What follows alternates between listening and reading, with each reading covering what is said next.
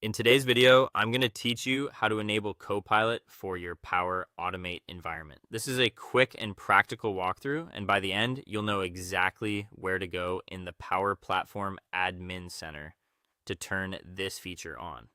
If you manage environments for your organization, this is a simple setting change that can help unlock AI-powered assistance in your workflows. To get started, open your web browser and go to the Power Platform Admin Center. Once the page loads, sign in with your administrator account. Make sure you're using an account with the right permissions because standard user access may not allow you to view or change environment settings.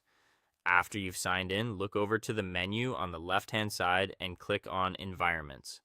This will open a list of all the environments available in your organization. These might include development, testing, or production environments, so take a moment to confirm you're selecting the correct one before making any changes. Next, click on the name of the specific environment where you want to enable Copilot. This will take you to that environment's details page where you can manage its configuration and feature settings. At the top of the environment details page, click on Settings. This is where Microsoft groups together the main controls for that environment. Once you're in Settings, find the Product section and expand it if needed. Then click on Features. Inside the Features area, look for the setting labeled Copilot.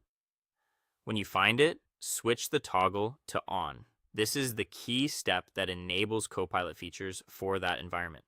If you don't immediately see the option, scroll carefully and make sure you're in the correct section, since feature settings can sometimes be easy to overlook.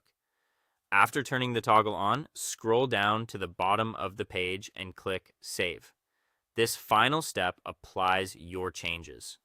Without saving, the setting may not take effect, so be sure not to skip it. Once the change is saved, Copilot will be enabled for that Power Automate environment, and you can begin using AI features in your workflows. Keep in mind that in some cases, it may take a short moment for the update to fully apply. That's all you need to do. Thanks for watching, and be sure to check out our other helpful tutorials.